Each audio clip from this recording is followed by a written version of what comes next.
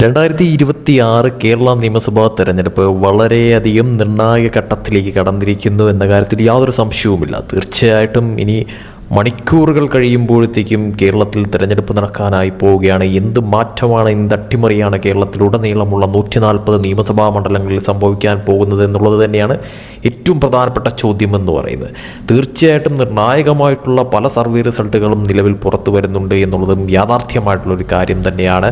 അതിൽ see voter survey, ദേശീയ തലത്തിൽ നിന്ന് തന്നെയുള്ള പലതരത്തിലുമുള്ള സർവേ റിസൾട്ടുകൾ, അതോടൊപ്പം തന്നെ പല രീതിയിലുമുള്ള കണക്ക് കൂട്ടലുകൾ, നിരീക്ഷണങ്ങളൊക്കെ തന്നെ നിലവിലത്തെ സാഹചര്യത്തിൽ പുറത്തു വരുമ്പോഴത്തേക്കും ഏറ്റവും ലേറ്റസ്റ്റ് ആയിട്ടുള്ള ഒരു സർവേ റിസൾട്ട്, അതായത് തെരഞ്ഞെടുപ്പിന് തൊട്ടു മുന്നേ പുറത്തുവിട്ട ഏറ്റവും ലേറ്റസ്റ്റ് ദേശീയ തലത്തിൽ നിന്ന് തന്നെയുള്ള India T V metrics survey result ഇപ്പോൾ പുറത്തു വന്നിരിക്കുകയാണ്. തീർച്ചയായിട്ടും കേരളത്തിൽ വലിയ തോതിലുള്ള അട്ടിമറികൾ സംഭവിക്കാനായിട്ട് ഏറ്റവും കൂടുതൽ സാധ്യതയുണ്ട് എന്ന് തെളിയിക്കുന്ന തരത്തിലുള്ള ഒരു സർവേ റിസൾട്ട് തന്നെയാണ് ഇപ്പോൾ പുറത്തു വന്നിരിക്കുന്നത് എന്ന കാര്യത്തിൽ യാതൊരു സംശയവുമില്ലാതെ പറയാൻ സാധിക്കുന്ന ഒരു കാര്യം തന്നെയാണ്.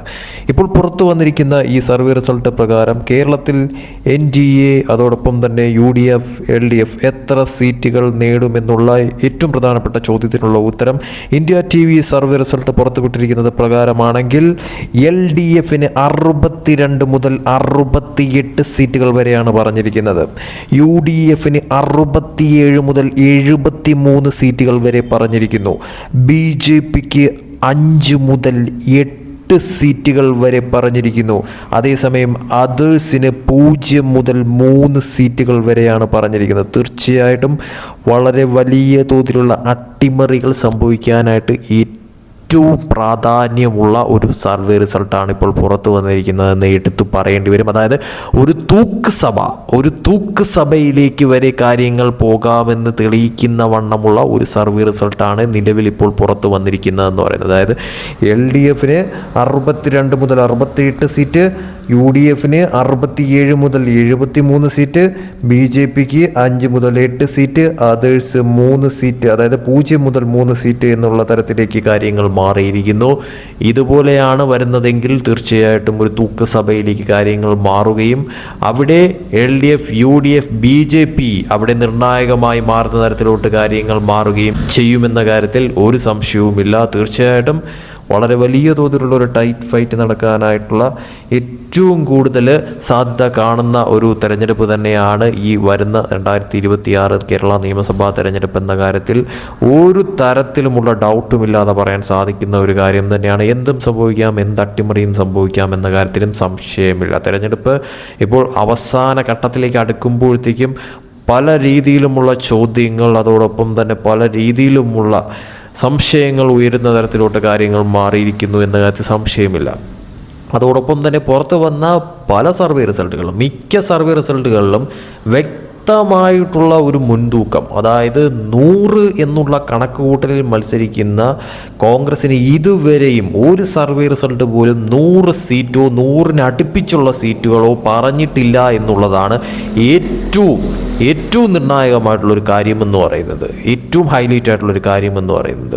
പല സർവേകളും പറയുന്നത് ഒരു ഇഞ്ചോടിഞ്ച് പോരാട്ടം, അതിൽ നേരിയ തോതിലുള്ള ഒരു മുൻതൂക്കം UDFന് കൊടുക്കുന്നു എന്നാണ് പല സർവേയും നോക്കുമ്പോഴത്തേക്കും മനസ്സിലാവുന്ന ഒരു കാര്യമെന്ന് പറയുന്നത്. അതോടൊപ്പം തന്നെ ചിലതൊക്കെ തന്നെയും തൂക്ക് സഭയിലേക്ക് വരെ കാര്യങ്ങൾ മാറാമെന്നും പറയുന്നു. അതായത് ദേശീയ തലത്തിൽ നിന്ന് വരുന്ന പല സർവേ റിസൾട്ടുകളും നോക്കുമ്പോഴത്തേക്കും അതിൽ ചിലതൊക്കെ തന്നെയും തൂക്ക് സഭയിലേക്ക് കാര്യങ്ങൾ മാറാമെന്നുള്ളതും പറയുന്നു. BJPക്കും സീറ്റുകൾ എല്ലാ സർവേ റിസൾട്ടുകളും ഒരുപോലെ പറയുന്നുണ്ട്. പക്ഷേ അത് എത്രത്തോളം എത്തുമെന്നുള്ളത് മാത്രമാണ് നിലവിലത്തെ ചോദ്യമെന്ന് പറയുന്നത്. അതായത് UDFും LDFും ഒരുപോലെ ഏകദേശം സീറ്റ് കണക്ക് വരികയും BJP ഈ പറഞ്ഞ കണക്ക് ഒരു 5 സീറ്റോ അല്ലെങ്കിൽ 5ൽ കൂടുതൽ സീറ്റോ നേടിയെടുക്കുന്ന തരത്തിലോട്ട് കാര്യങ്ങൾ മാറുകയും ചെയ്തു കഴിഞ്ഞാൽ അവിടെ വലിയ തോതിലുള്ള ഒരു അട്ടിമറി സംഭവിക്കുമെന്ന കാര്യം ഉറപ്പിച്ച് പറയാൻ പറ്റുന്ന ഒരു കാര്യം തന്നെയാണ്. പക്ഷെ കാത്തിരിക്കേണ്ടത് അനിവാര്യമായിട്ടുള്ളൊരു കാര്യം തന്നെയാണ്.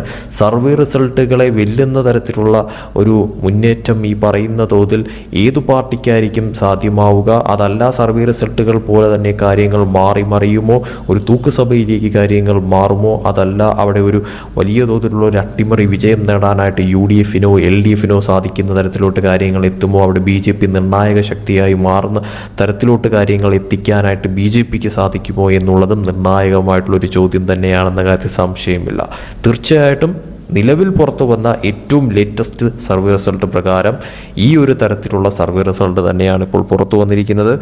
അതായത് LDF 62 മുതൽ 68 സീറ്റുകൾ, UDF 67 മുതൽ 73 സീറ്റുകൾ, BJP 5 മുതൽ 8 സീറ്റുകൾ, അതേഴ്സ് 0 മുതൽ 3 സീറ്റുകൾ എന്നുള്ള കണക്കാണ് ഈ സർവേ റിസൾട്ട് പ്രകാരം പറഞ്ഞിരിക്കുന്നതെന്ന് പറയുന്നത്. കാത്തിരിക്കാം എന്തായിരിക്കും സംഭവിക്കാൻ പോകുന്ന മാറ്റങ്ങൾ, അട്ടിമറികൾ, ട്വിസ്റ്റുകൾ എന്നറിയാനായിട്ട്. തിരഞ്ഞെടുപ്പ് കഴിഞ്ഞ് റിസൾട്ട് വരും വരെ കാത്തിരിക്കേണ്ടത് നിലവിലത്തെ സാഹചര്യത്തിൽ വളരെയധികം അനിവാര്യമായിട്ടുള്ളൊരു കാര്യം തന്നെയാണ്. എന്താണ് കേരളം ജനവിധി, എന്താണ് കേരളം വിധി എഴുതുന്നത്, എന്താണ് എന്ന് കാത്തിരുന്ന് തന്നെ കാണാം.